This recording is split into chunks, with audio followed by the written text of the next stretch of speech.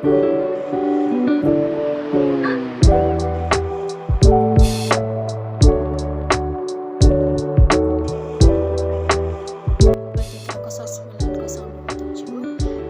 saya akan menjelaskan tentang tugas dari anatomi dan fisiologi yang berjudul Anatomi dan Fisiologi Sistem Pernafasan.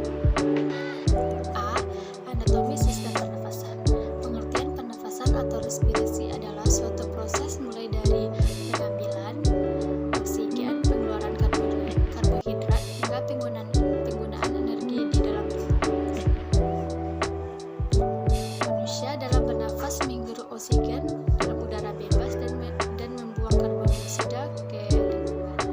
Pernafasan berguna untuk yang pertama, pengambilan oksigen dari luar tubuh untuk masuk ke dalam tubuh, untuk kemudian diedarkan ke dalam tubuh melalui darah.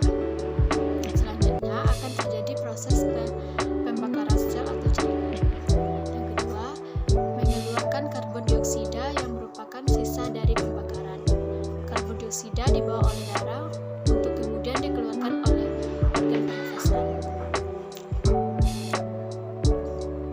Yang ketiga, melindungi sistem permukaan dari kekurangan cairan dan melindungi sistem pernafasan dari jaringan lain terhadap perubahan suhu tubuh, membantu komunikasi seperti berbicara, berteriak, dan serangan patogenik. Yang kelima, pembentukan komunikasi seperti berbicara, berteriak, dan komunikasi yang berhubungan dengan suara.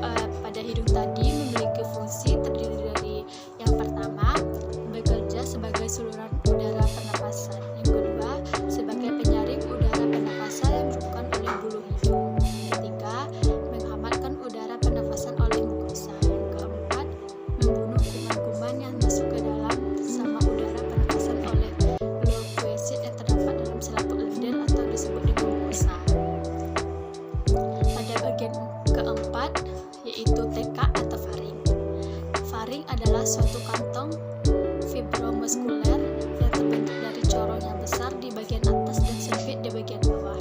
Kantong ini mulai dari dasar tengkorak yang menyambung ke evoska bersetinggi vertebrata vertikal yang ke-6 bagian atas. Faring berhubungan dengan rongga hidung melalui mukoana. Bagian depan berhubungan dengan rongga mulut melalui isthmus orofaring, sedangkan laring bawah berhubungan melalui adductus laring, dan bagian bawah berhubungan dengan esophagus. Faring terdiri atas 3 bagian, yaitu yang pertama nasofaring. Nasofaring menerima udara yang masuk dari hidung. Terdapat saluran ascesius dan menyamakan tekanan udara di telinga tengah terletak di nasofaring. Yang kedua, orofaring. Orofaring menerima udara dari nasofaring dan makanan dari rongga mulut atau palatin dan ligulonasial terletak di sini. Yang ketiga, laringofaring. Laringofaring yaitu menyalurkan makanan dari kerongkongan dan udara ke laring. Pada bagian kelima, kami membahas tentang pangkal tenggorokan atau disebut dengan laring. Laring merupakan bagian dari terbawah dari saluran nafas bagian atas. Bentuknya menyerupai lima segitiga berpancung dengan bagian atas lebih besar daripada bagian bawah. Batas atas adalah situs laring, sedangkan batas bawah adalah kaudal kartilago krikoid. Struktur dari laring yaitu yang pertama kartigotiroidea, yang kedua kartilago krikoidea, yang ketiga kartilago, yang keempat osioid cartilage. Persendian atau disebut dengan artikulasio terdapat pada laring. Yang pertama artikulasio cricotonea, yang kedua artikulasio cretitonidea.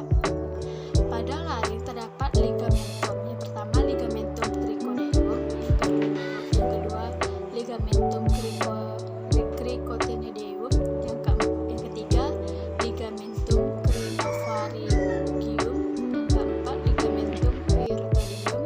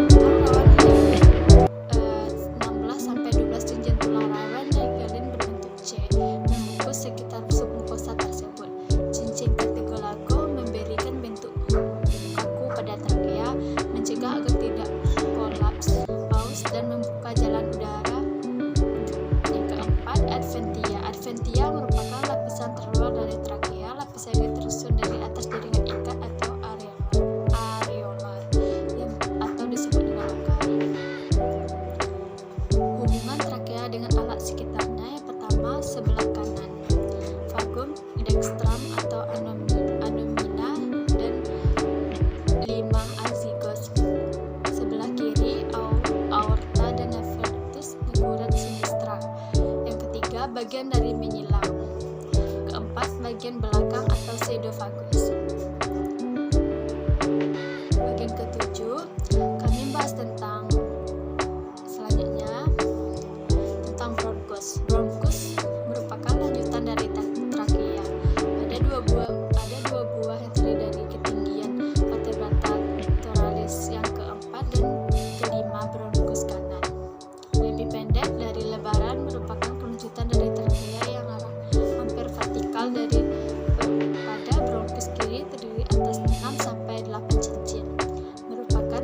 Mempunyai 3 cabang dari 9 sampai 12 cincin. Mempunyai 2 cabang adalah dan merupakan kelanjutan dari trakea yang sudutnya lebih tajam. Bagian selanjutnya yaitu alveolus. Alveolus pada hakikatnya merupakan salah satu gelambung gas yang dikelilingi oleh jalinan kapiler.